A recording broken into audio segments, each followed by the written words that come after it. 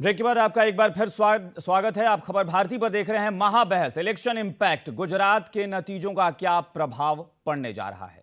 इस वक्त हमारे साथ 5 मेहमान हमारे जुड़े हुए हैं और इसके अलावा 5 हमारे संवाददाता सब हमारे साथ जुड़े हुए हैं। सबसे बात करेंगे और जानेंगे कि आखिर क्या राजनीतिक प्रभाव पड़ने जा रहा है इस विधानसभा चुनाव के परिणाम का।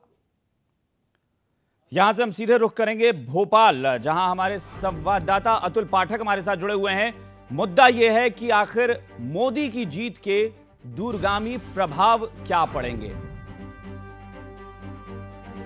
यानी मध्य प्रदेश के हम राज्य की बात करेंगे। मध्य प्रदेश में क्या प्रभाव पड़ने जा रहे हैं ये जानेंगे हमारे संवाददाता अतुल पाठक से।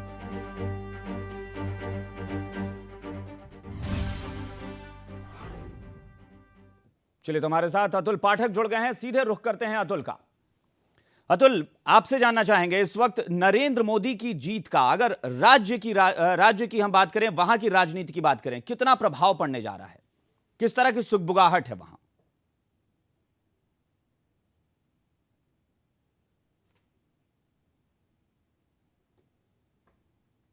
देखिए, जो नतीजे आए हैं उससे मध्य प्रदेश की भारतीय जनता पार्टी में खुशी की लहर है।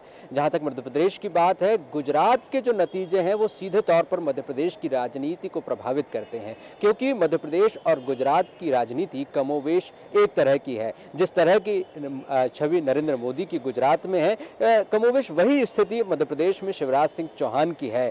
नरेंद्र मोदी भी विकास की बात करते हैं, विकास की राजनीति कर रहे हैं, और शिवराज सिंह चौहान भी विकास की राजनीति कर रहे हैं।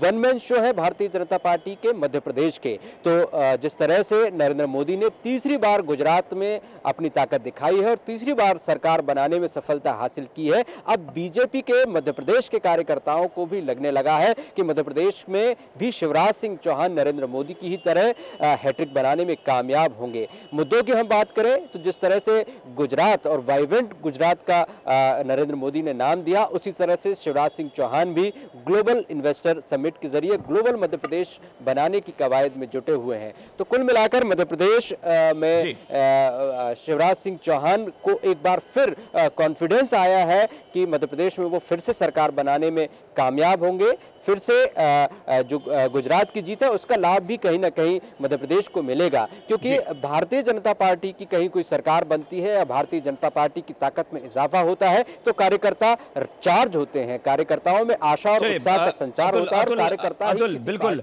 यानी जाहिर सी बात है कि बीजेपी की इस जीत का मध्य प्रदेश की जनता भी जश्न मना रही है। उसे भी लग रहा है कि शिवराज वापस आएंगे। क्यों वापस आएंगे? 5 बड़ी बातें। राज्य में विकास की गति बढ़ी है। एक सेक्युलर चेहरे के तौर पर जाने जाते हैं शिवराज सिंह चौहान। हर तबके से जुड़ी योजनाओं को लेकर आए। संगठन और मुख्यमंत्री के बीच तालमेल अच्छा रहा है, इस वजह से भी उनकी पहुंच है और जनता और मीडिया के लिए बहुत सुलभ हैं मुख्यमंत्री।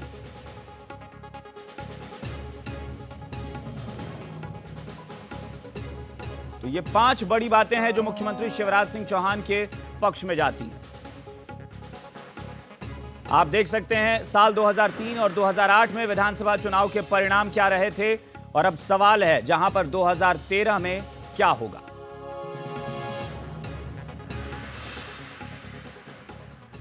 चलिए, हमारे साथ पीयूष जी जुड़े हुए हैं। पीयूष जी, अब सवाल यह है 2007 और 2008 और 2013, अब यहां पर एक और चुनौती है, और सबसे बड़ी बात, नरेंद्र मोदी भी तीसरी बार चुनाव जीते हैं, शिवराज सिंह चौहान की भी तीसरी परीक्षा है। क्या असर पड़ेगा? जी बिल्कुल। देखिए, एक मैसेज तो जाएगा, लेकिन एक बात आपने देखी, जो आंकड़े हैं कि लगातार बीजेपी की संख्या सीटों की घट रही है और कांग्रेस की बढ़त हो रही है।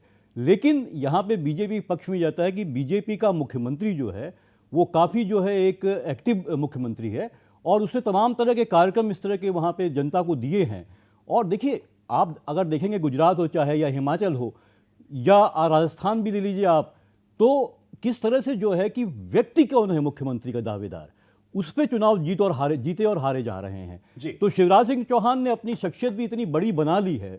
हालांकि उनकी सीटें, भाजपा की सीटों में तो ये लगातार घट रही हैं। अगर आप पिछले चुनाव और उसके पहले के चुनाव में देखें तो अगर उस पर हम जाएं तो लगता है कि शायद वो और लूज करेंगे। लेकिन एक बात है, कांग्रेस का संगठन बहुत कमजोर है मध्य प्रदेश में। दूसरा, शिवराज सिंह चौहान का व्यक्तित्व काफी हावी है और वो उसी तरह की पॉलिसीज फॉलो कर रहे हैं कि वो जो है कि वो एजेड पर्सन से जो है सीनियर सिटीजन उनको भी खुश कर रहे हैं। हमारे सहयोगी अनुराग ननकीराम कंवर साहब से कोई सवाल पूछना चाह रहे हैं।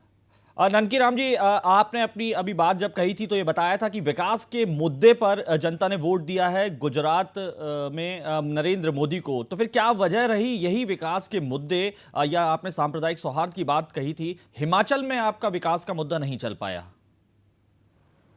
देखिए, जो एक तो चुनाव में कंपेनियन जिस तरह से होता भी है, हम कभी किसी मुद्दे की बात को मिस कर जाते हैं। कई फैक्टर काम करते हैं चुनाव में। विकास के मुद्दा के साथ साथ जैसे आपने बताया कि 5 मुद्दा तो निश्चित रूप से है। देखिए जी, गोधरा कांड हुआ, साल में वहां एक भी सांप्रदायिक दंगा नहीं हुआ। ये भी एक शांति व्यवस्था, और शांति व्यवस्था जहां होगा विकास होगा।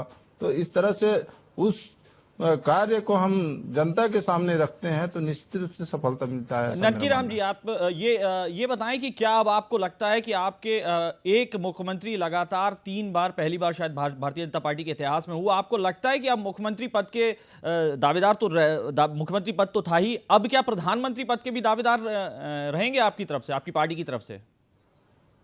नहीं, देखिए क्या है, प्रधानमंत्री तय करना तो संसदीय बोर्ड का होता है हमारा, और उसमें तय होता है। हमारे भारतीय जनता पार्टी एक प्रजातांत्रिक पार्टी है, प्रजातंत्र के रूप में हम तय करते हैं। और जो हमारा नियम है भारतीय जनता पार्टी का कि पहले से तय नहीं होता, वो तो बाद में तय किया जाता है। आम कार्यकर्ता की नजर से अगर आप बताएं, अगर एक आम भारतीय जनता पार्टी की कार्यकर्ता की हैसियत से, क्योंकि पहले आप कार्यकर्ता ही हैं, अगर उस हिसाब से आपको कैसा लगता है कि नरेंद्र मोदी को प्रधानमंत्री पद पे बैठे हुए देखना? देखिए, मैं कार्यकर्ता की हैसियत से किसी भी व्यक्ति को प्रोटेस्ट करने की बजाय यही बोर्ड होता है हमारा, वो तय करता है। जवाब नहीं, ये निश्चित रूप से। चलिए ननकीराम जी, जाहिर सी बात है कि प्रधानमंत्री पद को लेकर आप शायद अभी टिप्पणी नहीं करना चाहते हैं। अजीत वर्मा साहब के पास चलते हैं। अजीत जी, नरेंद्र मोदी का मध्य प्रदेश में क्या प्रभाव पड़ेगा इस जीत का? नरेंद्र मोदी जीते, क्या मनोवैज्ञानिक बढ़त मिली है मध्य प्रदेश के भी बीजेपी संगठन को, सरकार को? नहीं, भारतीय जनता पार्टी के कार्यकर्ताओं को मनोवैज्ञानिक फायदा तो पहुंचा है जी, क्योंकि अभी ऐसी कोई स्थिति मध्य प्रदेश में नहीं है कि ये माना जाए कि मध्य प्रदेश में भारतीय जनता पार्टी का ग्राफ गिर रहा है। फिर भी श्री नरेंद्र मोदी की जीत ने, वो भी विषम परिस्थितियों में उनकी जीत ने, मध्य प्रदेश में भारतीय जनता पार्टी के कार्यकर्ताओं का हौसला बढ़ाया है। लेकिन मैं आपको याद दिलाना चाहता हूं कि यही श्री नरेंद्र मोदी एक समय मध्य प्रदेश के इंचार्ज हुआ करते थे भारतीय जनता पार्टी के, और तब श्री सुंदरलाल जी पटवा और उनकी पूरी सहयोगियों ने नरेंद्र मोदी को यहां से लगभग खदेड़ने की एक रणनीति अपनाई थी। और पटवा जी ने खुलेआम श्री नरेंद्र मोदी के खिलाफ टिप्पणियां की थी और श्री नरेंद्र मोदी को मध्य प्रदेश का प्रभार छोड़ना पड़ा था।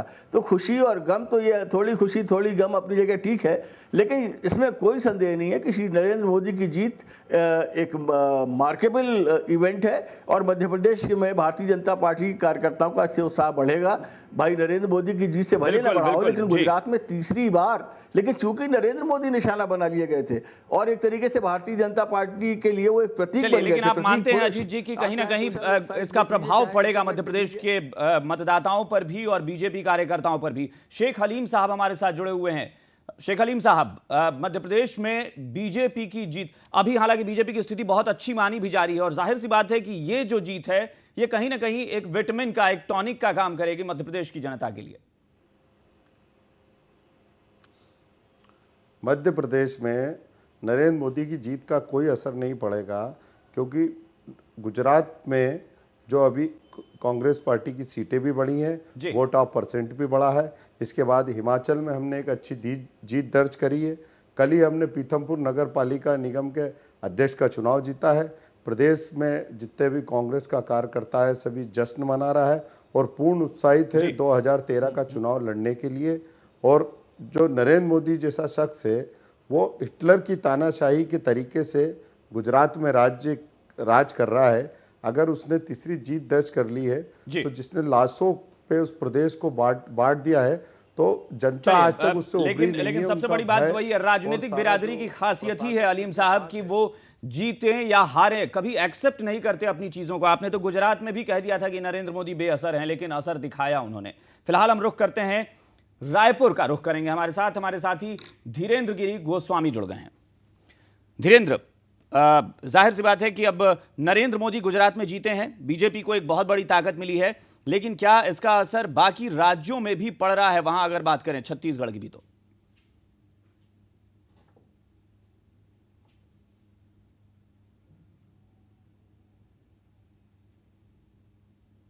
जी बिल्कुल, गुजरात में जो देखने को मिला है, मोदी फैक्टर काम करता नजर आ रहा है। लिहाजा छत्तीसगढ़ में जो स्थिति देखने को मिल रही है, भाजपा काफी मजबूत होगी ऐसा कहा जा सकता है 2013 में, क्योंकि 2008 में भी काफी मजबूती के साथ अपनी दावेदारी पेश की थी। 38 सीट पर कांग्रेस ने कब्जा जमाया था, जबकि 50 सीट पर भाजपा आगे आ गई थी और रमन राज एक बार फिर स्थापित हो गया था। कुल मिलाकर मोदी का जो फैक्टर गुजरात में काम करता है, वही फैक्टर जो है रमन फैक्टर के तौर पर छत्तीसगढ़ में देखा जाता है। और बिल्कुल अगर जो गुजरात चुनाव के नतीजे जो देखने को मिल रहे हैं, उसके बाद इस बात को बिल्कुल भी संदेह नहीं है कि जो 2013 में छत्तीसगढ़ में जो चुनाव होने हैं, कहीं ना कहीं भाजपा का जो फैक्टर है, जो मुख्यमंत्री का जो चेहरा सामने नजर आता है, रमन सिंह का चेहरा जो है एक बार फिर शायद जादू कर जाए। हालांकि यहाँ की जो प्रारंभिक स्थिति अभी हाल की राजनीति में देखने को मिल रही है, कांग्रेस की जो सक्रियता बढ़ी है, वो कहीं ना कहीं इस बात की इशारा यानी करती आपका मानना है कि एक भाजपा को चेहरा, जैसा कि हमारे साथ हमारे संवाददाता धीरेन्द्र गिरी गोस्वामी बता रहे हैं कि चेहरा बहुत मायने रखता है, और रमन सिंह भी एक ऐसा चेहरा है जो नरेंद्र मोदी की तरह सत्ता में वापसी का दमखम रखता है। फिलहाल हम बता दें कि हमारे साथ जो मेहमान जुड़े हुए हैं वो अपनी अपनी बातें रख रहे हैं। और अब एक और सवाल, अहम सवाल, कि मोदी की जीत के मायने बनते बिगड़ते समीकरण जो हैं वो क्या हैं? आखिर क्या समीकरण होंगे जिससे प्रभाव पड़ेगा नरेंद्र मोदी की जीत का बाकी प्रदेशों में, खासकर मध्य प्रदेश, छत्तीसगढ़ और राजस्थान में? आखिर बनते और बिगड़ते समीकरण क्या है? ये एक और अहम सवाल।